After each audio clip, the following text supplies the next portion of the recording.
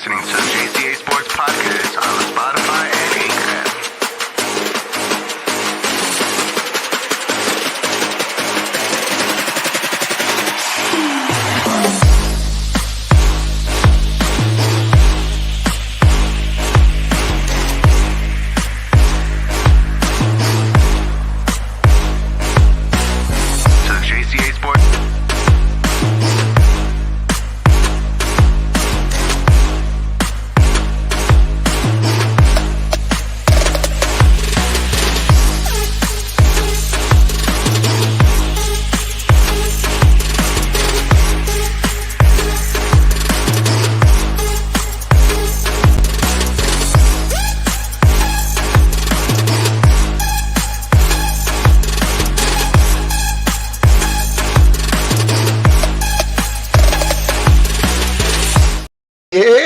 What's up, everybody? Welcome back to the Jca Sports Podcast here on Facebook, YouTube, Twitter, Twitch, under the John Konavi Facebook page, and also the Star 6 Media Facebook page. Yes, I am up close and personal, so you can see my pores and everything.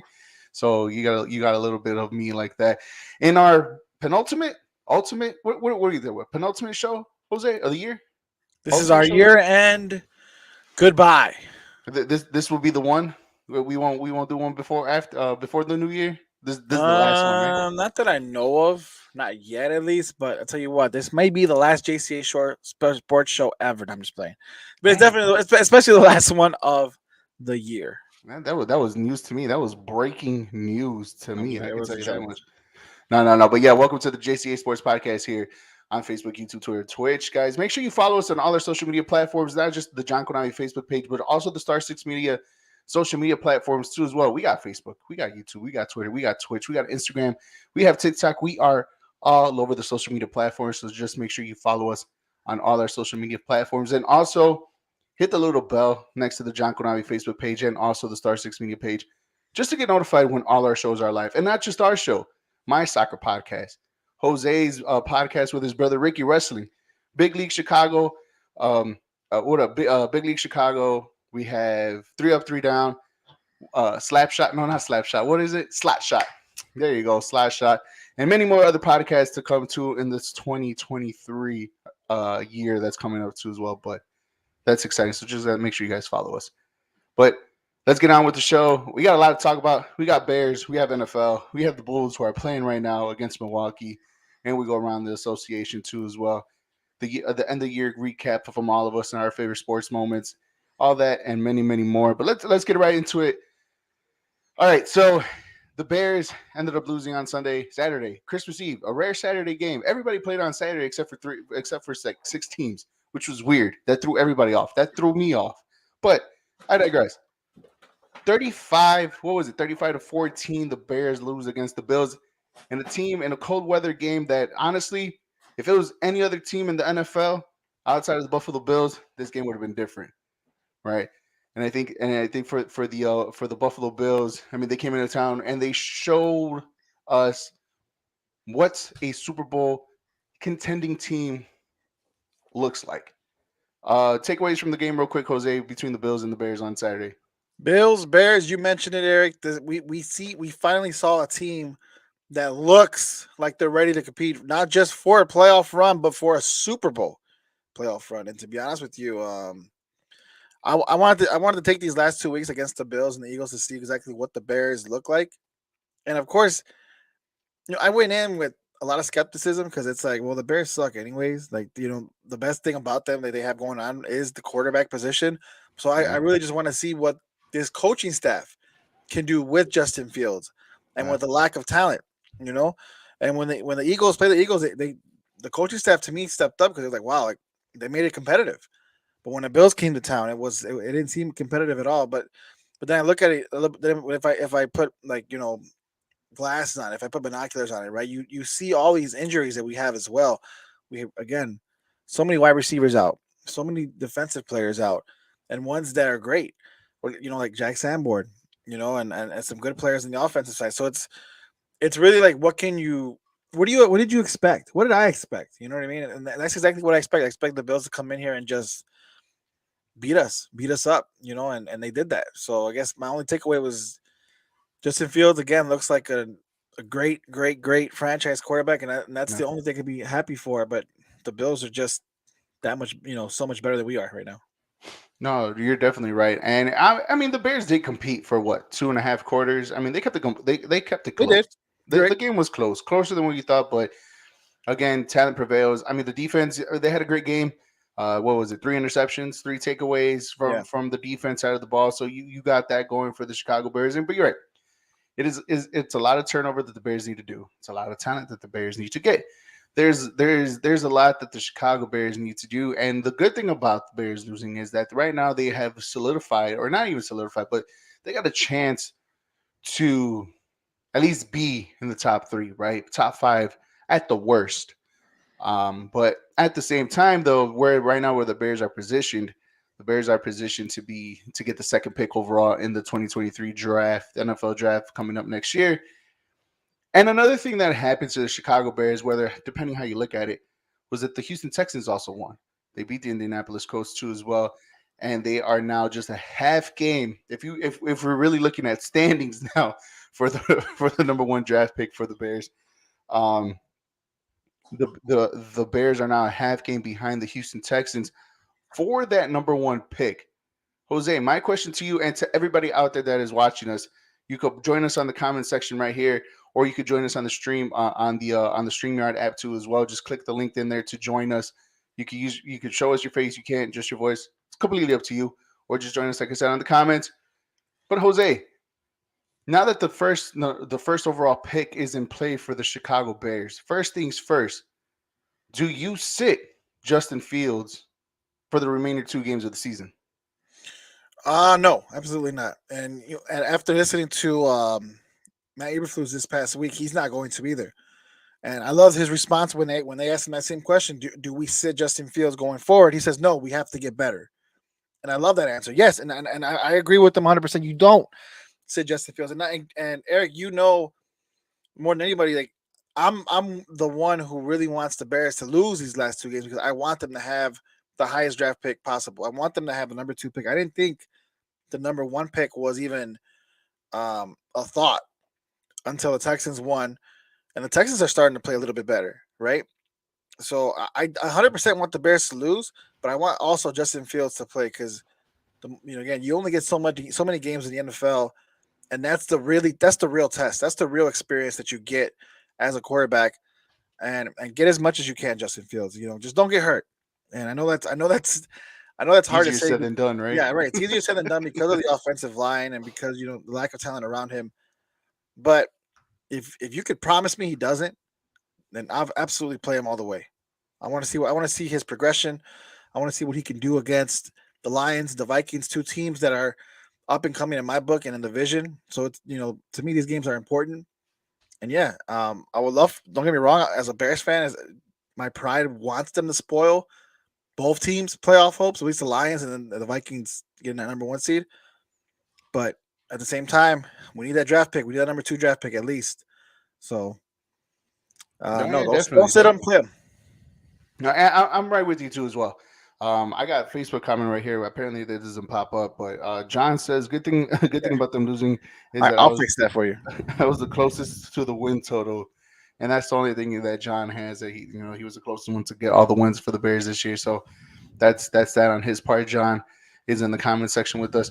No, I agree with you. I think it's to sit them down for the last 2 games. No, to sit them to play them for half against the Vikings in a sort of kind of meaningless game in the last game of the season. Okay, I'll give you that one, right? Um, I hope not because apparently in all the fantasy football leagues that I am in so far, apparently I'm in the final for all the way up to week 18, which is weird, but it is what it is. But I digress from that Well, hold on, conversation. John. You and I both said 4 wins to begin the season. Don't you? And then you and I both said we could see 6. But 4 wins was basically what we both said. Yeah. So, Yeah. yeah, you guys did say that too. We'll pull up receipts. But other than that, though, yeah, I mean, you're right. I like what Eberflus says. We're here to win. We're here to play, and obviously, you don't play this game to lose, right? That's not what the Right. NFL is all about, and that's none of what these coaches and or players are about too either. And it just I like what Ibrahim said. He's right. This team could get better. Justin Fields could get better too as well. He said you said 5 at first. That's what John said. So Oh, I did. Okay, we're gonna pull up receipts now. Now that John, we're gonna pull up receipts, John. Okay, don't worry. Don't worry. We're gonna pull up receipts. I said 4 at first. I said Right. 4, and then I said 6 because I can see them maybe winning 2 extra ones. That I said 6 would be the ceiling, but that's you're neither here or there. Go ahead, Eric. My bad. But no, you're good. You're good. Where was I going with this? But yeah, no, the Bears should play out the rest of the season. We know what this team is all about. There's going to be some question marks about this team. We know there's one position that is solidified, and that is Justin Fields. Outside of the rookies that were drafted this year, Justin Fields has his spot guaranteed for next year. Offensive line is up for grabs. Defensive line is up for grabs. Probably maybe a few linebackers may have their positions. Other than that, the Bears really do need an overhaul, which leads into my second question, right? Like I said earlier, the Bears are in play for the first round draft pick. If the Bears lose out and the Texans just win one by win percentage, right? By win percentage because of the tie, the Bears will have the number 1 pick overall. Is it a good or a bad thing that the Bears will get the number 1 draft pick this upcoming season or this offseason for the draft? It's a good thing, Eric. And the only reason is because we're not gonna use the number 1 draft pick to draft anybody. We're gonna use that number 1 draft pick to bait other teams to giving us either A, more draft capital, or B, players that are gonna help this team win in the future. I was talking to this with my girlfriend Paulina, who's a big football fan as well. Like, what if we can get we were watching the Indianapolis Colts the other day. They were playing against the Chargers, and I was rooting for the Chargers, as we all know. And I was like, what if the Colts, the Colts really are in desperate need of a quarterback because they're playing Nick Foles, who looked like he's done. He really does have a noodle for arm because he's done. And I was like, they need a quarterback. I'm like, what if they trade away? And would you take maybe some draft picks from the Colts, maybe someone like Michael Pittman Jr., Jonathan Taylor, especially if you're not going to have I'm sorry, David Montgomery. This guy. I was watching Thomas Jones. Benson. I was watching Matt Forte highlights earlier. Facebook, you scroll up and they have like those little highlights. I was watching that, so my bad if I'm thinking about Forte. But David Montgomery, he's gonna be gone. So what if they do trade? What if they give you a package of some draft picks, Michael Pittman Jr., maybe Jonathan Taylor for the number 1 pick, right? It's like, why not? They're in desperate need of a quarterback. Running backs are a dime a dozen, and then you can just draft wide receivers later or pick them up later. But they need a quarterback, right? And that's just an example. But the Bears aren't going to use the number 1 pick if they get it. But they could lure that pick to teams like the Colts or other teams that need quarterbacks right now. I mean, I can name a bunch. Which is pretty rare in the NFL because usually the NFL has some solidified quarterbacks in each team, but like it seems to be like around this time, there's a lot of teams that have question marks in that position. So the Bears could definitely make use of that. So it's a good thing. Here's the thing, and this question all goes out to everybody that's watching this too as well. Either join us with the link on here or also put a comment out there. But is it a bad thing that the Bears get the number 1 draft pick? And I'm gonna go the other way around. I think it's a bad thing that the Chicago Bears do get the number 1 pick, right? And let me tell you the reason why. The number 2 pick, well, first of all, the number 1 overall pick throughout the whole history of the entire draft has only been traded 5 times. 5 times, right? Basically, you either you're going to get your offensive lineman or defensive player, right? Which technically the Bears need that position too, right? Need both, yeah. But 2, and most importantly, it's the quarterback position that normally gets touted at that number 1 position. So this is why the Bears put themselves in a bad position if they get the number 1 draft pick, because the teams that follow need a quarterback. And you said, yeah, you could lure teams in, but guess what the other teams know too about the Chicago Bears? The Chicago Bears don't need a quarterback. So why would the Bears or why would any other team trade assets to the Chicago Bears? Easy, Eric. To get no, it's not easy. Because what follows up after the Chicago Bears, what follows up afterwards is guess who's after the Chicago Bears, the Houston Texans. Exactly. Who's gonna need a quarterback? Exactly. So right. So you're not gonna get assets from other teams you are. as well, depending because you know what's more valuable than the second pick, the third pick, because then the team that drafts third is gonna be like, okay, they could get that same amount of draft picks. Not if Eric, not if the quarterback that the Texans are going to take is a quarterback the other teams want. And so why wouldn't you trade for the number one pick? Because that guarantees the Texans don't take that guy. The quarterback is the most important position in sports. So if you're, for example, if you are the Indianapolis Colts and you have the Houston Texans in your division and you know they are going to take a quarterback at number 2, you have to jump on that number 1 pick because that is your divisional rival there that's going to take a quarterback. So if there's one clear-cut quarterback that's going to come out that you're really high on, but you know the Texans also need that position, then that's where you swoop in, you give the Bears an offer they cannot refuse, and then you take it from the Texans. If not, then you're the Texans and you know the Colts or any other team in the NFL want a quarterback, then you maybe you trade for that number 1. You trade up for the number 1 pick. That's why that number 1 pick is so important for the Bears, because again, it's a good thing because then you're going to have teams fighting for that spot, knowing the Texans are going to want a quarterback at number 2. No, and I get that. You're absolutely right on that point. But again, the teams that are they won't trade. To me, yes, they will. For a quarterback, picks, they will. The lottery, the pot of luck, whatever the case may be, whatever you want to call it, right? To me, it won't be as big and as luxurious if you would have gotten the second pick. Right, because the last time that number 1 pick was traded for was what? Wasn't it Jared Goff a couple years back? Look, think about this. If the Bears are stuck with the number 2 pick, right? It's good for us because regardless of the fact we're gonna trade it away anyways. Right. But think about it. But you're not gonna get as much as you would get for the number 1 pick because the Texans who were gonna have the number 1 pick are gonna get their guy regardless. Exactly. They're gonna get their guy. There's gonna be other teams that are gonna be betting for that second spot too as well. You might get a lot more from the second pick than the first one. But if the Bears have the number 1 pick, then those other teams have a shot of getting that number 1 pick. It's the Texans are not going to trade away that pick because they need a quarterback. But if you're other teams who want a quarterback, you're going to want to take that away from the Texans as much as possible. So if the Bears get that number 1 pick, then you're going to want and sweep, like I said, you're going to want to sweep in and get the quarterback that you want. You're not going to be left over with scraps because regardless of the fact, we know the Texans are going to take the best quarterback available. Right, you're absolutely right. But that's why that third pick is more valuable because the teams know that the Bears don't need a quarterback.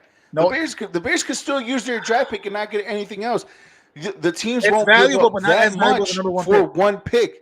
The teams won't give up that much for 1 pick, knowing that the Texans need that quarterback. Now, yes, that's the reason why they will give up because they knowing the Texans need the quarterback. I get that, right? You can't say you get that and say it's not true and then go out and open a different point. Because I understand what you're trying to say, and I get what you're trying to say, but at the same time, Jose, it's more of the fact that if the Texans get that number 1 pick, we all know the Texans are not going to trade that pick. Right. That's exactly why why it's more valuable for the Bears to get it, Eric. The Bears could probably get everything else afterwards because everybody knows that the Bears do not need a quarterback. Yes. But if you could get somewhat of a cheaper option, so it makes it less valuable. Pick instead of the first pick and giving up a lot of assets. This is not Madden. Teams know this. This is a job for them. This is what they need to do. Which is why it's the opposite of what you're saying. Number 1 is bad. But which is why it's the opposite of what you're saying. Everybody knows the Bears are not going for the quarterback. So if they have the number 2 pick, whoever's behind them, they're like, well, the Bears aren't going to get a quarterback anyway. So why should we trade up to get that number 2 pick if they're not going to get one anyway? That's why it's important for them. If they had the number 1 pick,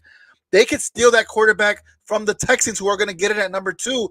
And that's why it's more important for the Bears to get, or I'm sorry, not more important, but more valuable for the Bears to get the number 1 pick over the number 2 pick for that reason. You have good points. Just reverse it because it makes sense.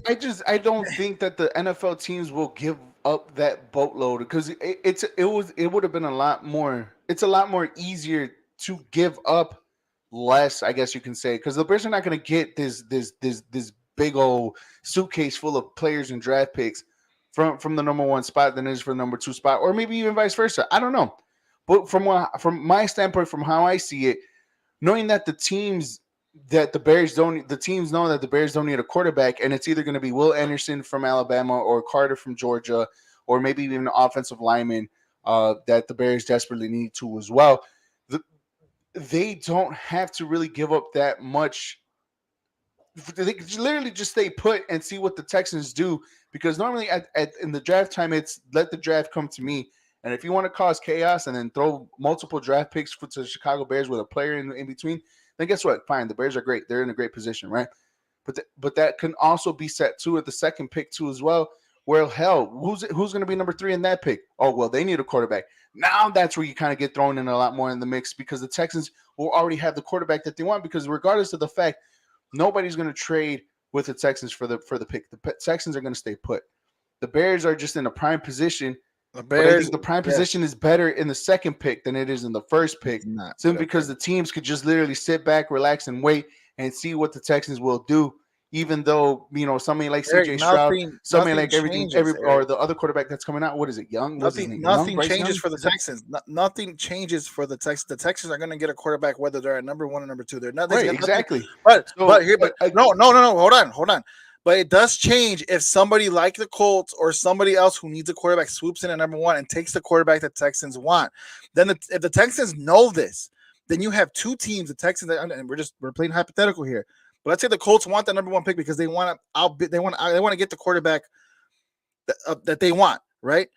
If the Texans are at number 2, they have a chance of doing that. So then you have two teams who might outbid each other for that number 1 spot, knowing the other wants a quarterback. Now, if the Texans stay at number 1, then you're right. The Texans are not going to trade it at all. So they're going to get whoever they want, which is why the number 2 pick is not as valuable, because the Texans already got the quarterback. So now the Colts, let's say, for example, again, the Colts are going to have to take whoever is left if they want a quarterback. So that's why you probably won't get as much if you're the Bears at number 2. You know what I mean? So at that point, I don't know. So at that point, then you're then now taking offers from teams who may not want a quarterback, but maybe wants that defensive end coming out from Alabama or anything else. So you're not going to get as much. But if the Bears had the number 1 pick, you will get so much more because of the Texans, and they want the quarterback. So you're going to get teams who are going to want to outbid for that number 1 pick. Here, so I'm on Tankathon.com, right? That's where I'm at to find this draft order, right? What a great website to go on, right? So as of right now, for the standings, the Texans are obviously, they hold the number 1 pick, right? Followed by the Chicago Bears at number 2. Guess who's at number 3? The Denver Broncos. The Denver Broncos, whatever's going on there, and we'll get to them a little later in the show, but the Denver Broncos are at number 3.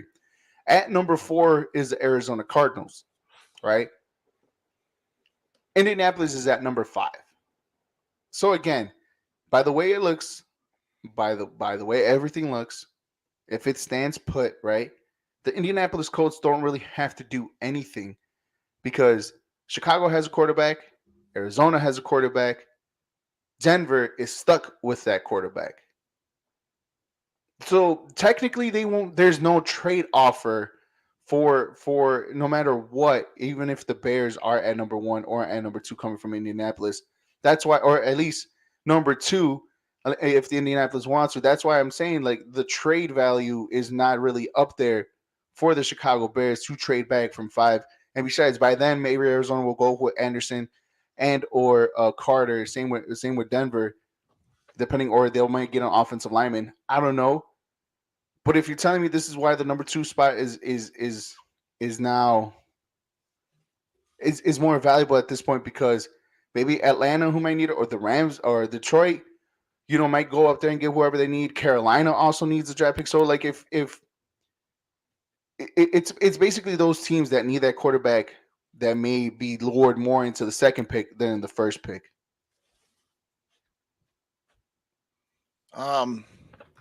No, I don't agree with it. Sorry, Eric, I don't agree with it. In the comments, John said the Bears should absolutely trade the pick for a team desperate for a quarterback, and you're only going to get that if you're the number 1 pick, knowing that the Texans are going to you outbid the Texans. Jordan's also in the comments saying the Texans are going to shit the bucket anyways and win out, and we'll get the higher pick by default. I hope that's the case. So that way Eric sees what I'm talking about, and we'll get a higher draft. We'll get higher. I guess we'll get more for that pick, basically. And the best of 7 Sports Talk on YouTube. New subscriber enjoying the show. We appreciate you, man, for sure. Yeah, you guys are listening and watching the Jca Sports Podcast here on Facebook, YouTube, Twitter, and Twitch under the John Konavi Facebook page and also the Star 6 Media production. Guys, make sure you follow us on all our social media platforms here on Facebook, on YouTube, on Twitter, on Twitch, on Instagram, on TikTok, and all the other social media platforms. And also be on the lookout for all our other podcasts too as well. My Soccer Podcast, Jose's All Combat Podcast, Sports Trip Live with his brother, 3 Up, 3 Down, and many more other podcasts that we have under the Star 6 Media Productions. What I'm trying to do, here it is. This is the pick. This is the latest pick or the latest trade for the number 1 draft pick that happened a few years ago in 2016 that dealt with the St. Louis Rams and the Tennessee Titans. Obviously, the Rams traded up to get Jared Goff that year. I'm trying to see the outcome on here. And it to me, Jose, though, I'm telling you, man, if the Bears do get the number 1 draft pick, Jared Goff. You know why they traded for that number 1 pick? The because they Rams needed a did? quarterback. Yeah, they needed a quarterback. Who went number 2? What team went number 2? And what positions did they take? Ooh, that's the one. That's what I'm The trying to look for Eagles right now. took Carson Wentz, number 2.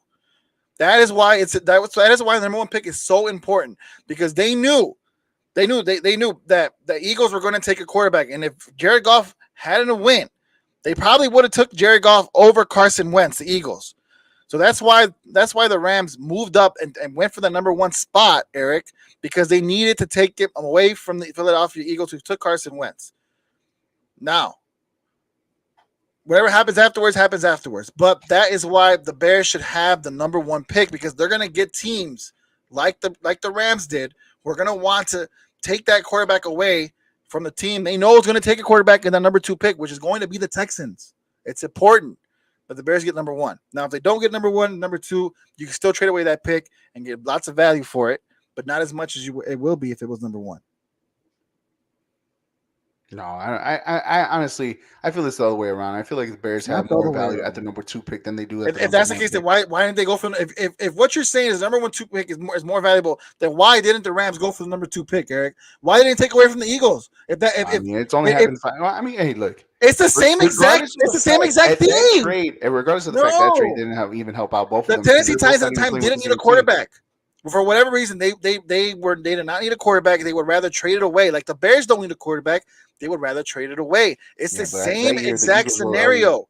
You will give that pick to a team that's willing to give you so much for that QB that you could take away from the team that you know is going to take a QB at the number 2 pick. It's common sense. Yeah, but at the same time, like I just said, even if there's no trade happening for the Chicago Bears, the teams do know that, hey, the Bears are at number 1. We don't have to give anything up because, hey, look what follows afterwards, right? The Texans who are going to take a quarterback. Oh the Cardinals and the Broncos are not going to get a quarterback on top of that either. And the Colts will just sit pretty at 5. No, but you take it away from the Texans, Eric. Oh, my God. But you take it away from the Texans, which is why what you're saying, your logic, use it for when the Bears are at number 2 because you know the Bears aren't going to take a quarterback.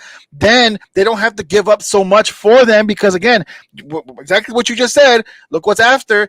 Broncos and Cardinals, they may not need a quarterback. So it's like, so then the number 2 pick is the less valuable pick. But if they were at number 1, you have a team right behind them who wants a quarterback. So that's more valuable because you got to take it away from them. Come on, man. Use your logic for the opposite, and it makes so much sense. Definitely not. How does that not make sense to you? No, because there's the teams could just this is a topic in our show that we should not be spending too much time on, but because you're not getting it, Eric. No, you're not getting. If the Bears are at number 2, then all these other teams who want a quarterback, no, they're not going to take a quarterback. So that pick is less valuable because then they look at who's after them, and if they see other teams who aren't going to take it, then they're not inclined to give up so much to take maybe the number 4, 5, or 6 pick. Ooh, if they know 2 through 4 isn't going to want a quarterback. All right, so it's more valuable for number 1. It's more valuable for number 1 when you know number 2 is going to take a quarterback for sure. So the Rams ended up trading away their first round pick, number 15, to the Tennessee Titans of that same draft. 2 second round selections, number 43 and 45 of that year. A third round of that year in 2016. And the Titans also received a first and a third round draft pick in the following year too, as well, all for that number one pick, and a fourth round pick in that same draft too, as well. So that's 1, 2, 3, 4, 5, 6 total picks for just two and moving up to the number one spot. And that was the Rams jumping from 15 to number one. So I don't know, man. I just feel like the Bears, if the Bears do get the number one pick, I think everybody just sits pretty, and the Bears won't get anything because because the teams will just sit back, relax, and just watch everything else, man. All right, we're gonna agree to disagree. I'm surprised you're saying what you're saying, but it's okay. It's the end of the year. Let's move on. For sure. And speaking of which, it's keeping it in the NFL too as well, man. Hey, man, look, the Broncos fired their head coach. Yeah, not even one full entire season. Not even a full entire season they let this coach go, man. And the Broncos, like, they were picked. What did I tell you? They're picking third. No, I'm sorry. They don't even have a first round draft pick. That third pick overall goes to Seattle. Yep. At that point, dude, the Denver Broncos, man. It goes from the head coach. Apparently, he can't coach, and apparently, the head coach was only hired because apparently they were going to get Aaron Rodgers. That didn't end up happening. They got Russell Wilson, who supposedly was a cancer in Seattle and carried it on over to Denver. Ownership group that just came in this year and just looked at this whole debacle, and now they can't get out. They can't get out of the Russell Wilson trade, man. Like, man, if Kyle from Only Football was in here and telling us how he really feels, man, he'll probably be one sad dude in this podcast, man. But the Denver Broncos, man, what a crap show. I feel better being a Bears fan than a Broncos fan right now. Oh, hell, absolutely, because you know that position, that quarterback position, is solidified. On your roster. And we know how it feels. We've been there, exactly where the Broncos is. When your quarterback isn't playing well, then your team is it's not going to win. It's not going to succeed. I think Nathaniel Hackett did have to go, but I don't think his players did him any favors. More so, Russell Wilson. He did not do him any favors. Russell has not been playing well at all. We know what Russell can be when under the right system. He was better in Seattle than he was in Denver. It's not a coincidence that once he leaves Seattle, Seattle's still a good team vying for a playoff position, and the Broncos aren't. That has more to do with coaching and the culture and system there more than anything. So I see why Nathaniel Hackett's gone. It sucks for him and his family, but he needed to leave. It just wasn't working out. Look, money talks. You paid Russell Wilson all that money. He's on the books for X amount of years, X amount of dollars. So he can't go anywhere. He isn't going to go anywhere. So you have to find someone that's going to make this work. Speculations down the road on who comes in, right? But for the Denver Broncos, you got to get Russell Wilson to get back on track. You got to help him out however way you can. But hopefully a new voice, maybe someone with experience, someone with credibility, like Sean Payton, maybe, I don't know, right? But someone like that for sure will help Russell Wilson without a doubt and could turn this franchise around. No, yeah, definitely. In a trade this year to where, again, they traded their number one pick to Seattle for it. I mean, Geno and Pete Carroll right now sitting sweet at number 3, where they could just, enhance their team overall, right? But even then, so Jose, who do you blame? Like, who's the biggest blame here? Is it Russ and his play, or is it Nathaniel Hackett and his lack of coaching experience, I guess you can say? I think it goes for both. I mean, even if you're Nathaniel Hackett and Russell Wilson isn't playing well, you gotta talk to whoever's in charge. If you're in charge of player personnel, or if it's John Elway or whoever the hell in that organization, I get you're paying Russell Wilson a lot of money, but you got to do something different. It's not working. Whether you bench him like the Raiders did Derek Carr and see who you have as your backup that could maybe potentially play better, or you demand them to make some changes, or maybe you just make some changes in your coaching, just in the way you coach.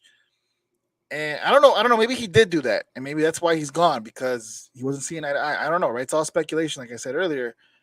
But regardless of the fact, they weren't doing each other any favors here. I don't know what kind of play calling that was.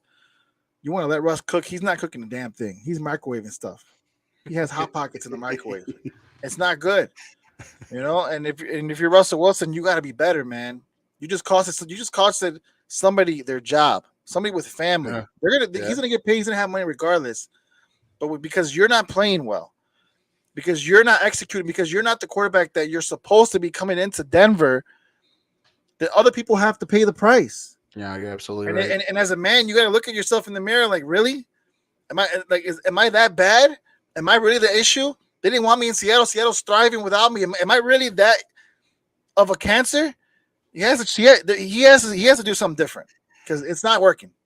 No, you're absolutely right, man. And I mean, cooking in the microwave. I think that's a perfect analogy for Russell Wilson and the Denver Broncos. And in a way, again, you're right. It's kind of you can kind of see it both ways. And Daniel Hackett, especially in the beginning of the season when the season first started, not taking that timeout. I think in that Monday night game when they were just down by a score, they let like 30 seconds run out the clock. Um, there's other things too as well, play calling on top of that. But you're right. Or even Russell Wilson's play didn't help him out as well. Um, it's a mixture of both. And to be fired after giving up, what was it, 50? What was the score? 51-14 or something like that. They gave up a 50 burger or something like that. Someone like that. And now the teammates of the Denver Broncos are saying that some of them don't like Russell Wilson because of his antics and the way he is. I know. I think I heard a report like a month back that he has his own office in Denver. He's not even part of the team or something like that. He's just kind of think I think he's unrealistically positive. Positive, yeah, yeah, yeah. I think he starts coming off as annoying. I think we clicked this in time. It's annoying that no one wants to follow him too as well. Yeah, what is it? Broncos country, let's ride. Isn't that the slogan that he came with? Yeah, I mean, he is a weird. He could come across as a weird guy. He really Yeah. can. And I think Paulina hits right on the head. He's positive. It's unrealistic how positive he is, and I get it. You have to be positive. Yeah, But at the same time, it's like I like you have to be real at the same time. 100%. You got to look at what this season and what this team is for what it is, and be like, okay, this is a shit show. And you got to say it in front of everybody, guys. This is a shit show. Yeah, You know what I mean? Like we really have to be better here, and I have to be better. He has to be the one to be better here. definitely. Because Definitely. I again, don't you even put know someone what's like worse. Justin Fields in that team, it's gonna look different. Oh, and I know one of the hot topics too as well, dude. Like, just imagine, because last year, almost around this time, or 2 years ago around this time, we were having this conversation of Russell Wilson coming to Chicago. Imagine that happening, dude, and how it is over there in Thank Denver. you, Lord. Woo! Thank you, Lord.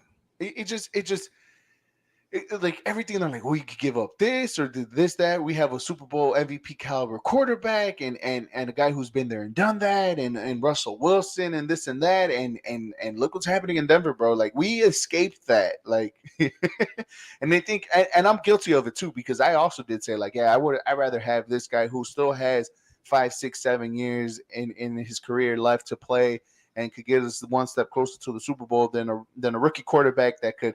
We have to take our time in it and blah blah blah and this and that. Yeah. But right now, man, I'd rather take Justin. Oh, 100%. And that doesn't mean Russell Wilson is going to be a No, bust you're going right. forward. I mean, even John says it here, comeback player of the year next season, book it. I would put money on it. I think it's definitely realistic that he does come back, because we've seen many years of him succeeding. This is probably his worst year. Yeah. In his whole entire career. Well, So, I mean, the last again, 2 years in Seattle, under a new voice, was a decline. Under a new voice, new head coach, a new system, some acquisitions in the offseason. Who knows, right? This team could look a lot different because Russell Wilson, more likely than not, is a Super Bowl winning quarterback. We've seen it before. Yeah, for sure. Took multiple trips to the Super Bowl. I don't know what's worse. You tell me what's worse. All right. You getting fired the day after Christmas, or your GM after you get fired saying that Russell Wilson is still fixable. Oh, it's getting fired. I mean, he's not lying, saying and he's not lying. And to be honest, it's not disrespect to Nathaniel Hackett. It really isn't, because it's true. Just Russell Wilson is fixable, whether Hackett's on that team or not. Wilson is fixable because, again, we've seen it in prior years. It sucks more getting fired around the holiday season because, again, like in your first year, if anything, that should be your more secure year. You know what I mean? Because if it doesn't work out, okay, it's your first year. Let's see with some different pieces and just a whole new offseason, what we can do the next year. Right. But if you're fired, you said it earlier, your first season, not even a full season, and it's around the holidays, that tells you it's bad. That tells Right. you it's really How bad, and you horrible. really had to go. So that to me, that's much worse, and it sucks for May, Nathaniel Hackett. But maybe not the fixable part. Maybe he not got the paid fixable millions. He'll be part. I fine. just seen this one right now. Okay, what's worse now, right? Getting fired the day after Christmas, or your quarterback saying, "I wish I had played better for Hackett." Again, it's you getting It's still fired getting fired? because again, it's true. He wish he did play because again, if you're Russell Wilson, you should feel horrible. You should feel guilty the fact that because you suck this year, Yeah. your head coach lost his job. And let's be honest, if Russell Wilson was playing well, Nathaniel Hackett will still be there. You know what I mean? So it's on both of them, but Russ has definitely a huge part in it. No, definitely. The Jca Sports Podcast here, talking about the NFL and going around the league too, as well as we talk about the firing of Nathaniel Hackett and the Denver Broncos. And another surprising news today. We'll get this one really, really quick. And for some people, it took a long time to realize why they didn't do this earlier. For some, it's like, well, it's about damn time. But Derek Carr today was announced that he's getting benched for this game coming up against I just had it right now, against the Chargers. Jose, are you shocked by the decision that Derek Carr is getting benched? And is it the reason that it's just been a very underwhelming performance overall as an organization? What a year! What a difference a year makes. Right? Last year, it took the last game of the season between the Chargers and the Raiders to see who wins and makes it in the playoffs. The Raiders won that, right? This year, the Chargers just beat the Colts, and now they solidify their spot in the playoffs. And the Raiders are now benching Derek Carr the same year they paid him, and also the same year they literally went out and got one of his best friends and one of the greatest or one of the best wide receivers in this league in Davante Adams. Yeah. A huge difference 1 year makes. And it sucks if you're a Raiders fan because this is supposed to be a year you take a step forward. Yeah. After last season, losing your head coach, having an interim head coach, making the playoffs. This year again, you were supposed to get the head coach that was hot from the Patriots and Mike McDaniel or whatever. Yeah, Josh McDaniels. Josh McDaniels. I'm sorry, I said Mike McDaniels. Josh McDaniels. I got you. Right. And again, you got Davante Adams. You got better. Josh Jacobs is playing out of his mind. Contract year. Yeah. How is this team not playing up to its potential? It's ridiculous. And they're blaming Derek Carr. So let's see. If you're Josh McDaniels, I think it's Josh McDaniels. I really do think it's him. I agree with you. I think it's him. So if you're Josh McDaniels, you better prove it that it's not. It's not a quarterback situation. That it's not a head coaching. I mean, it's not a coaching situation. It's a quarterback situation, or you're going to be right behind Nathaniel Hackett in the unemployment line, man. Because I honestly feel it's the coaching with the Raiders, but it sucks nonetheless for Derek Carr and the Raiders. Not for sure. I mean, I said it throughout the beginning. Well, not at the beginning of the year, right? Because I chose the Raiders, and I made like this big stink of how the AFC West is going to be the best conference in the whole entire NFL for activations and stuff like that, right? I did say that. On right? paper, it's supposed to be, Eric. Right. It was supposed to be, especially with the talent pool that they had, right? All around the team from 1 to 4. But I mean, I've said it before, and I kept saying it again after seeing it and how they started. I think Josh McDaniels is overrated as a head coach. I mean, this is not his first stint as an NFL coach, right? That he's had it before, and it feels like he just doesn't know how to coach a whole entire team, and that's the thing. And it just, I feel Josh McDaniels is ruining something big in Las Vegas. I feel like Josh McDaniels is really over his head the moment he becomes a head coach. As offensive coordinator, it's fine. He could play calls, and he looks great doing it in New England and with Brady and with and Mac Jones for a bit. Whatever you can say, but I think Josh McDaniels is overrated, and he ruined the Raiders season this year. Again, you're right. He has a point to prove, whether if it's his quarterback or it's really him, or else he's going to be like Nathaniel Hackett. And I like how you said it too as well. He's going to be like Nathaniel Hackett, except for he's going to last the whole entire season. He's not going to get fired, 1 game into the season or 1 game left into the season. It's the offseason move that he's going to make. So it's shocking too. Like you just alluded, he got paid. He got his number 1 wide receiver and his buddy from college. He has one of the best running backs in the game.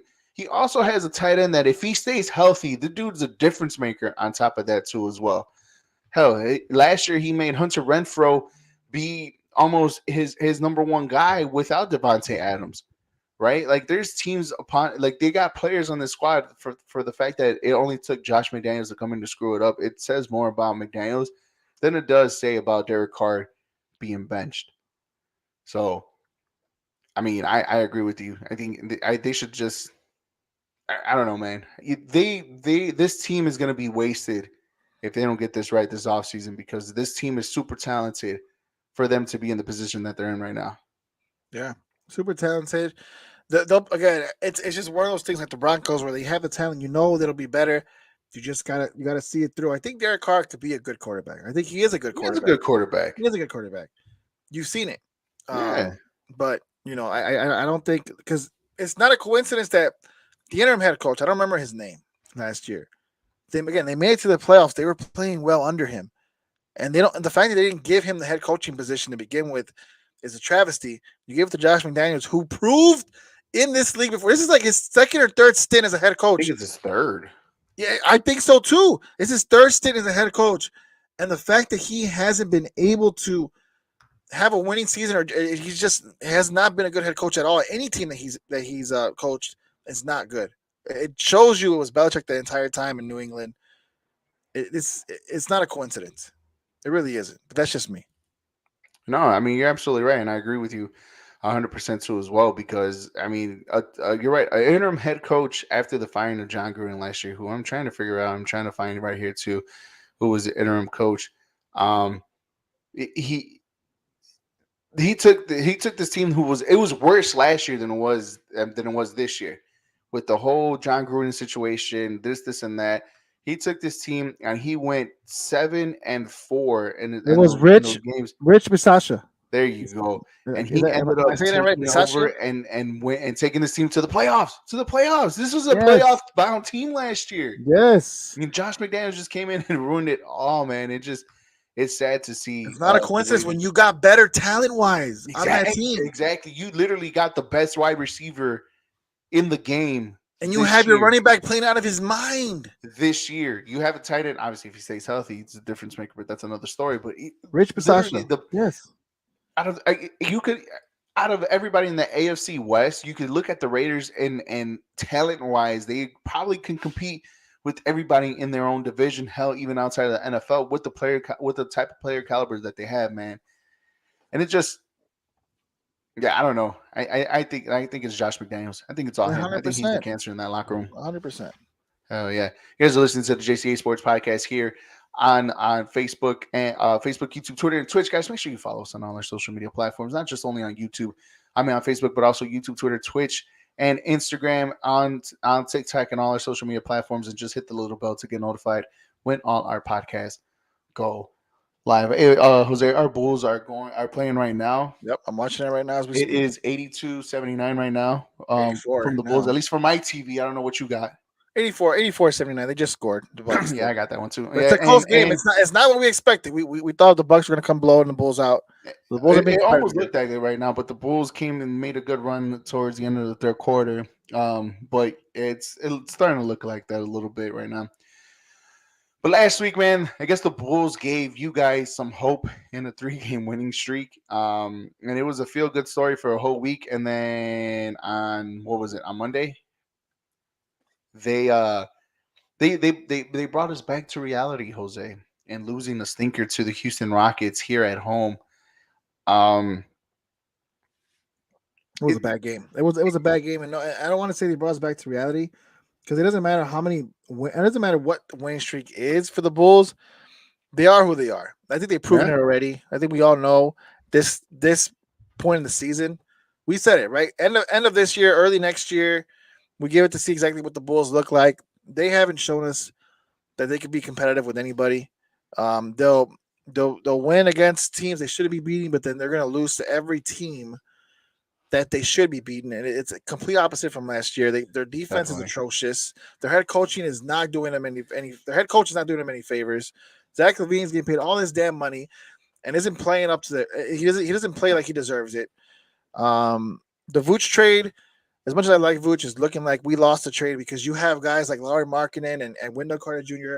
thriving in other systems and other teams.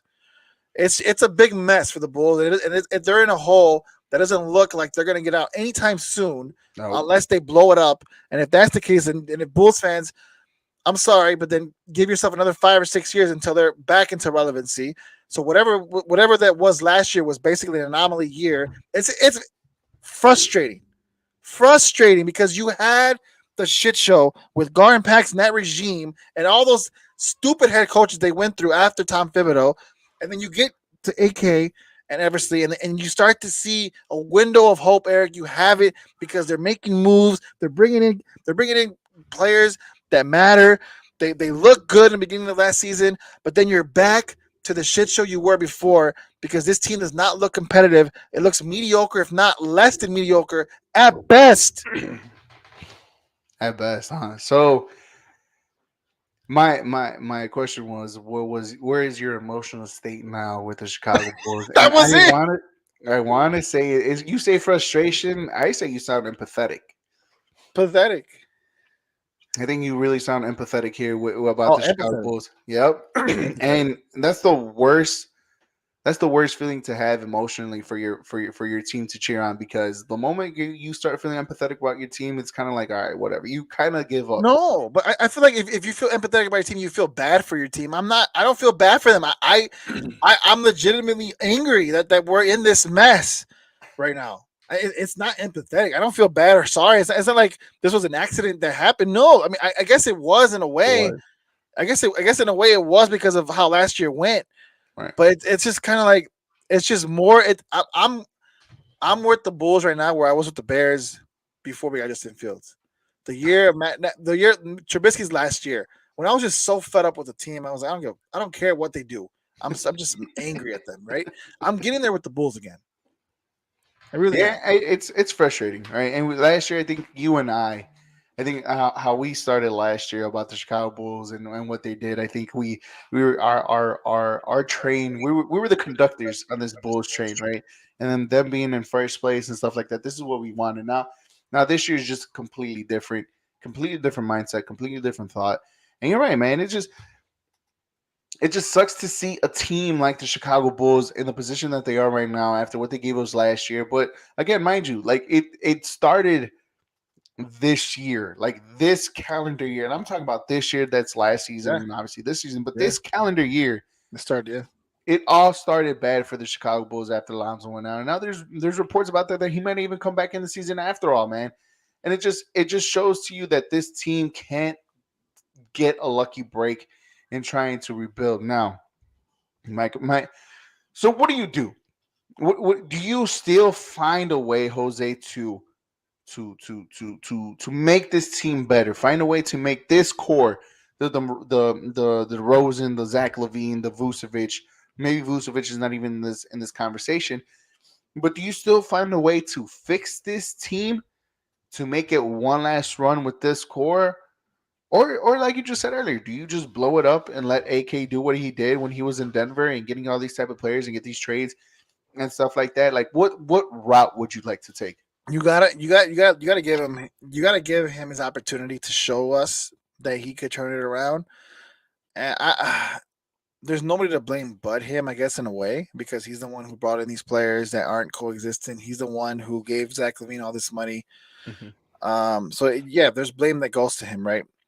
But you gotta see where this ends. I just hope the Bulls don't take forever here. I really don't think I like it. If we as fans can see it, they should be able to see it. And Right. these are basketball experts, right? So I hope that even if they don't make any moves before the trade deadline this season, I hope next season we come with a whole different team. We have to, because it's But like but even if that, right, they'll like you blow it just up. said, Yeah, even if they don't trade anybody this year, isn't that a bad thing? Simply because you won't get the highest value out of everybody right now after like a whole season of them playing like crap. Like, if you don't you just lose the value of the players that you want to trade away, like the DeMar DeRozan? I don't unless even think unless because they don't DeMar want to trade DeRozan him you have away. to trade because isn't he a free agent after this Well, year? no. He had a 4-year contract. DeMar It was was on a a 4-year 4-year. contract. Yeah, I thought. yeah. I remember everybody that came in here was on 4 or 5-year deals. So was Lonzo Ball. So we still have Lonzo Ball, and I feel like if they come in next season, which is very likely, with the same core of guys, with the same guys here, it's because they really believe in this team when healthy can be something, right? Right. And we seen it last year, Eric. We seen the beginning of last I mean, we season, did. and I was excited. Look, as a Bulls fan, I was excited. I was buying jerseys. I have a Zach LaVine, the Chicago jersey. I was going to games last season. You know what I mean? Like, it was very exciting. But now it's like I don't want. Now I don't want either. I don't want to even look at Bulls merchandise, nor go to any or nor spend money just to see them lose. It's not appealing to me. You know what I mean? Um, so I'm hoping I definitely hope it turns around. But next season, if they come back with the same group of guys and Lonzo Ball comes fully healthy, because it seems like he's not going to play this season. No, it But if he doesn't sound comes, like it. but if he comes back fully healthy, and then maybe they just tweak it and just bring in somebody that's going to help. I don't know. If you're going to get rid of Vooch and bring in somebody who's going to play better in that position, then you may still have something here. But you have these guys on team friendly deals. Other than Zach LaVine, DeMar DeRozan, 4 or 5. You still have another after this season. You still have another 2 years. Lonzo, same thing, another 2 or 3 years. Yeah, Vooch is the only one that's a free agent this year. Yeah, Vooch is probably the only one. But by then it's like, okay, then you wipe your hands clean. But to be honest, is getting rid of Vooch really going to help your team? I think it makes it worse. To be honest with you, and that's just me. I think worse in what way? we've seen what Vooch is when he is the focal point of an offense. He is an all-star. Machine. He is an all-star caliber player. Right. He's proven it when he was in Orlando. Right. Last season, in the playoffs, they based the offense around him because Zach LaVine was hurt, and they knew DeMar DeRozan was going to get double teamed, and they played decent with him as a focal point of the offense. I think that's why I say it's coaching. They have talent. They just don't know how to utilize this talent as best as possible. And it's funny you mentioned that. And it's a good segue too, because my next question to you about the Chicago Bulls, and it goes out to everybody too that's watching us and listening to us too as well, was it a mistake by the Chicago Bulls to give Billy Donovan an extension? The way they did it, 100%, because they did it so closed off. Nobody knew about it. It was like the least talked about thing, and because it was just so heavily guarded. Like, it was like one of those things where you're listening to me and like, oh, did you know that Billy Donovan got an extension? It wasn't breaking news. It wasn't like, oh, hey, no, it was very quiet, very secretive, and you wonder why, but you start to see as to why. It's like, for me, I would have been outraged this season if they would have extended him after this season. Like, what the hell are you doing? This guy has not shown you that this team is that or at least he's not showing you that he deserves an extension. But they did it before this season. They did it so quietly, and it's a head scratcher now because you're looking at this team like, what the hell's going on, right? oh, definitely. But yeah, no, I'm upset that they did, but I mean, I tell you, they did it for a reason. So let's just hope it works out. And then it's crazy that you mentioned that too, because the only reason why Billy Donovan came to Chicago in the first place was because he didn't want to be part of a rebuild.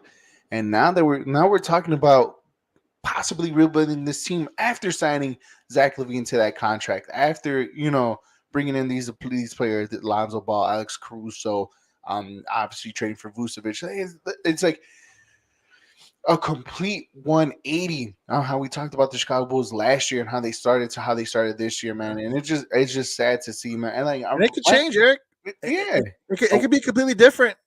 Like, just like last year, it was so good until, like you said, this calendar year where it flipped 180. What if it happens 2023? What if they just, I don't know, they just hit the ground running where they're great, huh? No, that would definitely be a miracle. That, to me, that's something like you have to, like, you pulled out a trade out of nowhere to get, I don't know, the MVP in Djokovic, right? You push out a trade to get DeAndre Ayton out of nowhere. You know what I mean? Like, that's the only way I can see where they could just salvage this season.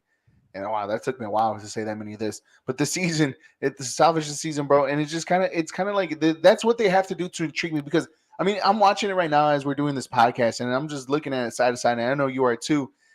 It's kind of like, I mean, we have to talk about this because obviously one, we're in Chicago, and we're Bulls fans, but like two, it's like I don't want to watch this crap. I'd rather just go watch. I'd rather just have like Ted Lasso watching it right now instead of the Chicago Bulls because that's how bad that they are, man. And they lose my interest real quick because like I just see no effort from anybody in this team. Yeah, they're professionals, but there's no effort from this team. There's no fight in this team. It just the way this whole entire offseason for the Chicago Bulls was bad. From supposedly having that contract signed by Billy Donovan over the offseason that nobody knew about to not even improving this team, and the whole entire East got a whole lot better. And I was saying that from the highest of the mountains. They got better. They got better bench wise. I really do think they got better bench wise, but Jose, what does that? What does that do? It's not translating. What is having the better bench do if you're playing like crap, bro? But that's the thing. It's not translating into wins because your core guys, your actual superstars, your actual starters aren't playing the way they should be playing. That's the reason why you don't see the impact there, right? And you also left out the fact that Alonzo Ball went into surgery, and I don't know how many surgeries he's had. More surgeries than he's had minutes in the game, bro. Well, obviously, he hasn't played a minute. He hasn't played 1 minute. We're about to reach a year in about a month because it was January 22nd when we found out that Lonzo Ball was going to get surgery. It's the point guard curse, Eric. That was once we get a good point guard, somebody's gonna be messed up with one of their knees or legs. They're gonna go through surgery after surgery like Derrick. This is literally Derrick Rose 2.0 when he was supposed to come back and didn't come back another 2 years. It's like, what is going on? We literally are going through the same thing with Lonzo Ball. The only reason why it's not so magnified is because Derrick Rose is an MVP type player. Lonzo isn't. But we're literally going through the exact same thing with Lonzo Ball than we did with Derrick Rose. It just sucks, man. It sucks. But the thing about Derrick Rose is the fact that the doctors cleared him to come back. There's no doctor. Every doctor, every trainer, his doctors, his mama, his dad, everybody, reporters, journalists, has saying that Lonzo Ball is running with still pain. Like he can't run, he can't do this, he can't do that. Well, we just heard the complete opposite about Derrick Rose when his surgeries came around, and that was the reason why everybody started to not hate. Hate's a very strong word, but dislike Derrick Rose because he's doing all these things and he still hasn't been on the court. Lonzo Ball hasn't been able to do none of that, and we're already heading into a year to the surgery that's supposed to only take 6 weeks, man. 6 weeks, crazy. 6 weeks, and we're heading to like week 50. What is this, week 85, week 45 or something like that? Definitely not. Oh, look at Vooch with the 3. See, that's what we're gonna miss if we trade away my boy Vooch. And that means nothing. That means nothing. He can shoot 10 threes and only sink like 3, and it's kind of like, okay, whatever. Vooch, look, again, it's just the way you cater your offense to him. You know what I mean? The reason why he doesn't get as much I guess looks is because you have DeMar DeRozan and Zach LaVine on this team. You know, these guys have to have the ball in their hands, and that's another thing too, man. Like, same thing. I mean, I get it. DeMar DeRozan doing his thing, doing all this and doing all that. But I feel like now everybody, including Zach LaVine himself, I think it got comfortable to the fact that they let DeMar DeRozan do everything when it comes to crunch time, to the point that like everybody knows and nobody adapts to it. Like, there's no other player that steps up other than DeMar DeRozan in crunch time. Look at that pass rebound. Bad pass from Patrick Williams. You should have shot the 3 over Giannis. You didn't because you don't have confidence in yourself. Because your coaching staff doesn't give you confidence to shoot that shot. You shouldn't even be there in the first place. You're not good from that range.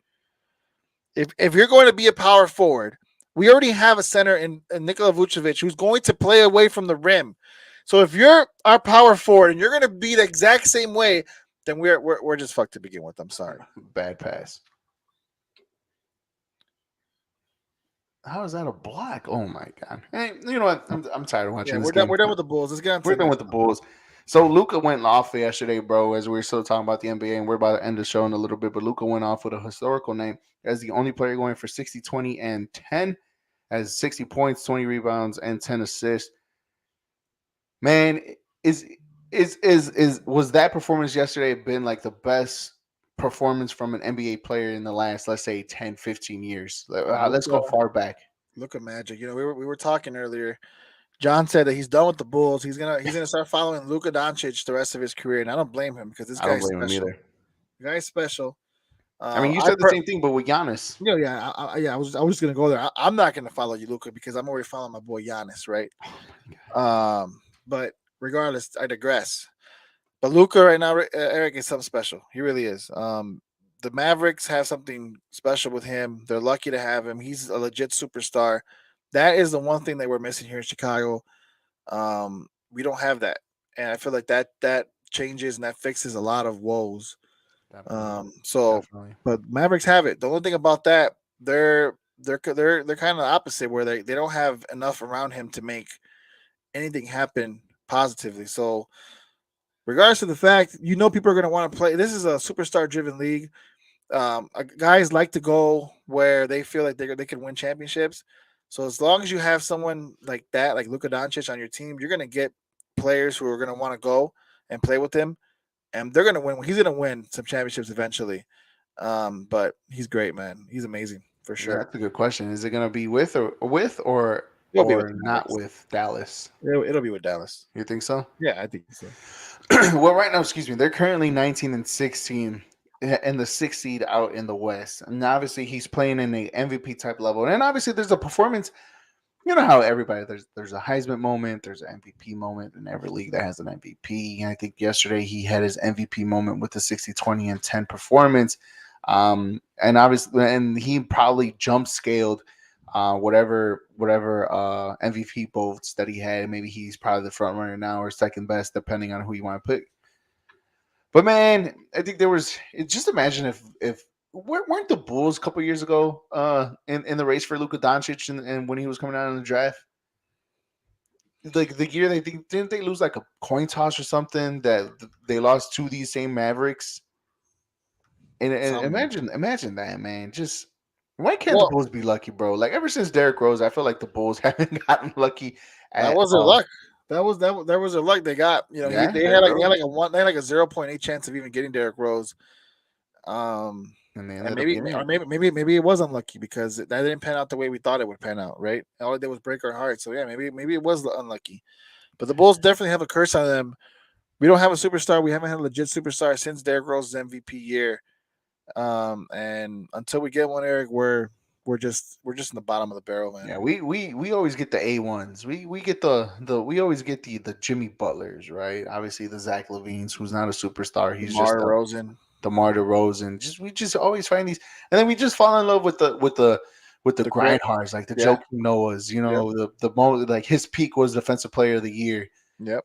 The bench mob. Those grindhards. Like, but I guess you could put DeMar DeRozan even in that category, right? Because last year he wasn't MVP, but he was close. He was a runner up. He was. You're right. Like he was the one grinding, grit, and everything. It's like we have those type players, but that's not the LeBron James, Anthony Davises, Luka Doncic, John Morant, Steph Curry type players, Kevin Durant. We don't get those guys, and that's the issue here. And the only way we're gonna get them is if we blow this team up and draft one. That's it. That's the only either that or one of them's gonna want to come here and play with this Bulls team. And who would want to play with this Bulls team right now? Right, definitely. I was about to say who wants to come and play with this team, man? Because nobody. I wouldn't even if I was a basketball player. I still probably wouldn't even come to Chicago. I'd rather go to other places too as well. Hell, I'd rather take the headache in Brooklyn than being here with the Chicago Bulls. Yeah, honestly.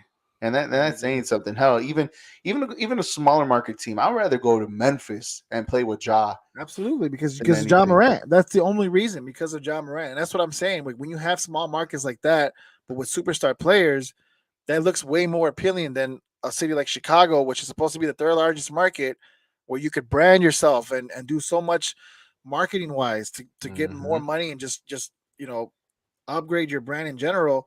But you don't want to go there because you're not going to win that many games. It's not going to be as contentful. It's not going to be as plentiful as you want it to be, basically, because of that fact. Because you're not going to have people who are going to come in and watch this team. Who wants to come watch this team lose? Damn well people are coming today. Like you see people in the United Center. I guarantee you, 60% of them are there to see Giannis. I would love to be there watching this game, but it'll be only because Giannis is there. It has Facts. nothing to do with the Bulls. It has Not nothing whatsoever. to do with the Bulls at all, dude. And that's the sad part about it. That definitely is. Man, but it just hell, I rather take Anthony Davis, to be honest with you, man. I know you don't like him. No, I You don't. know you call him what's the one that you Street who's the one that you still Charles what do you call Barkley. him? Charles Barkley calls him street clothes, and he proves it every single year. Why? Because he can never stay healthy. He's always in his street clothes. You can never say. And he was going on a tear, and you and John and everybody was like, "Oh, we would love Anthony Davis if he's playing like this." What happens a week later? Injured, out for months, street clothes. That's exactly why I don't want him. Period. Does not. He's a Chicago kid, great potential, champion, but just I'm sorry, it doesn't do it for me. I'd rather have Zach LaVine than Anthony Davis. Nah, I'd rather have Anthony Davis. At least we There's have no a way. bona fide superstar in Anthony Yeah, on the Davis than bench. we do. On the bench, who never plays. Yeah, we have a bona fide superstar on the bench who never plays. I mean, it's almost the same thing with Zach LaVine. He decides to take a day off whenever he feels like it. he'll Now. get Zach LaVine plays still more games than Anthony Davis does. He'll give you more production than Anthony Davis. I get more production out of Anthony Davis than I do in Zach LaVine. That's not true whatsoever. That is so true. You'll get more games. You'll get more win game. But let's say you'll get 15 win game. You'll get 15 wins in a season with Anthony Davis, and that's it. That's it. It's an 82 game season, but you'll get 15 wins out of that. And you'd rather have that than Zach LaVine, who's giving you 25 a night.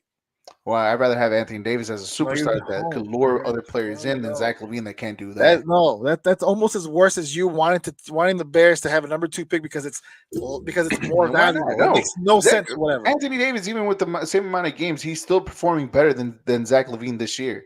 Oh my god, I don't agree. But dude, I could pull up the stats right now. You can pull up whatever stats you want. His stats are going to look good because he plays less games because he's never playing the game. He's always injured. Better than Zach LaVine. His stats are going to look better than Zach LaVine because he's playing less games because he's always injured. When he does play, he's a damn good player, Eric. Nobody's taking that away from him. Exactly. But it's when he does play, which is the underlying stat. When he does play. The best ability is availability, and he does not have that whatsoever. But I also have the superstar status that I know the guy could take over and win you some games and take you over to the next level and actually bring other players. Biggest asterisk the guy there. has that superstar power. When healthy. That's the biggest asterisk in that everything you just said. When healthy is the biggest thing, and when he's not healthy, that's the problem. You know what's funny? You know what's even hilarious? What? That he's been out. What? He's going to be out for a month, right? But do you know that only Zach LaVine has only has played 3 more games than Anthony Davis so far this season? Just 3 more games, and he's already on the injured list. Just 3 games, bro. 3. Ooh. Zach LaVine's playing right now, and he's gonna, and that's right now. Because he was out, yes. Again, right now, like I just said, right now, Zach LaVine has only played 3 more games with Anthony Davis. Anthony Davis has been gone for 2 weeks already, and he just eclipsed him by like 3 games. Because he still produced more than Zach. It was the opposite. Because it was the opposite. Zach LaVine started off on the injured list, and Anthony Davis was playing. Right. But that's not the argument, Eric. That's fine and dandy. He could have just 3 more games. By the end of this season's over with, Zach LaVine will have plenty more games over Anthony Davis. But even that isn't the issue. The issue is Anthony Davis just can't stay healthy year in and year out. Last year, Zach LaVine was injured, but he still was able to play. The year before that, he played. The year before that, he played. Anthony Davis every year has been out. And it's not, and I'm sorry, but I do not want that on my team. I don't want that on my team. I think he'll be a better fit than Zach LaVine. Nobody wants to come play with somebody who doesn't play. I don't know. When you have that star, if that's the case, why isn't nobody going to Los Angeles, Eric? Why doesn't nobody want to go to Los Angeles? Because they know you even have LeBron James over there. Anthony Davis should be the caveat. Anthony Davis should be the caveat, but he isn't. Because he's never healthy. That's just like a whole nother reason. We could go many different reasons why nobody wants to go. But the main reason is because they don't have anybody consistent to be able to play legitimate good basketball. LeBron James is in the tail end of his career. Anthony Davis can't be healthy, and Russell Westbrook is a shell of himself. but then, again, that whole team is a whole dysfunction. It's just But the there's best a lot player, more to the it. best There's player is way more who? to it. But the best player is who, and what is his issue? That's the biggest. That to me, that's the biggest factor. The best player is Anthony Davis, and his biggest issue is that he can't stay on the court. So who wants to go there? Who would want to come here for that? Nobody. I mean, to get an opportunity to play with one of what's Anthony Davis? If you were to rank him, To play what? 10 games? Top 10? Top 15? To play what? 10 games with him? Come on, man. Move on. To play what? 10 games? Who wants the opportunity to play? He wouldn't play 10 You know games. what? I want to go to Chicago to play with Anthony Davis for 25% of the season because you know what? There's just something about that guy when he's healthy. Come on, Eric. It doesn't make sense. Oh, it makes more, like you said, when he's healthy, this dude could legitimately ball out. Yeah. And we But could when do is he something healthy? special. But when is he healthy? That's the issue. I mean, what's to what? I mean, the last 2 years he's been hurt. Zach, come on now. Yeah. It be what it be. I don't know, man. I'd rather have that superstar power, honestly, to be honest with you. It's just plain and simple. Speaking of superstar Giannis, I'm telling you, that's yeah, of course. Giannis is that guy. He's that man, but I'm just telling you, bro. Like, all right. We'll see. All right, man. End of the year. What was your best sports moment so far of the year, bro? Oof. Best sports moment of the year. Very, very tough, Eric. Nothing much in Chicago. Other maybe the other overall doesn't necessarily have to be in Chicago. I think about Chicago first because it's my teams. It's your city. I get it. Not seeing the White Sox make the playoffs is a great one. That's great. That's perfect. That's beyond perfect right there. But that's actually me hating, right? Some say hating, others say just about right. I you know what I want to say. I mean, if I'm forgetting one, I'm sorry, everybody. But I want to say because the one that stands out to me is Odell Beckham Jr. crying when he won the Super Bowl. Him with the Rams. I think that was a good story for him. The Rams. I mean, Matthew. There was so many good stories when it came to the Rams winning the Super Bowl. Right. Aaron Donald, Matthew Stafford, Aaron Donald. But Matthew Stafford, to me, you go on the Lions, who are for so long were just one of those bottom of the barrel, bad organization teams. And as soon as the first year, as soon as you get out of there and you go to a team that showcases your talent and so much more, you win a Super Bowl. It's just not a coincidence. It's literally a fairy tale story. And to me, that's probably the best. That's probably the best thing this year is to see Matthew Stafford and the Los Angeles Rams win a championship. Because there's so many good stories in general, just with each individual player on there. So yeah, that has to be it for me. That's a good one. I mean, you could go many different routes. I mean, if you want to go championship based, I think the Golden State Warriors storyline too as well. So many years with so many injuries. Klay Thompson with all his injuries and what he had to battle through.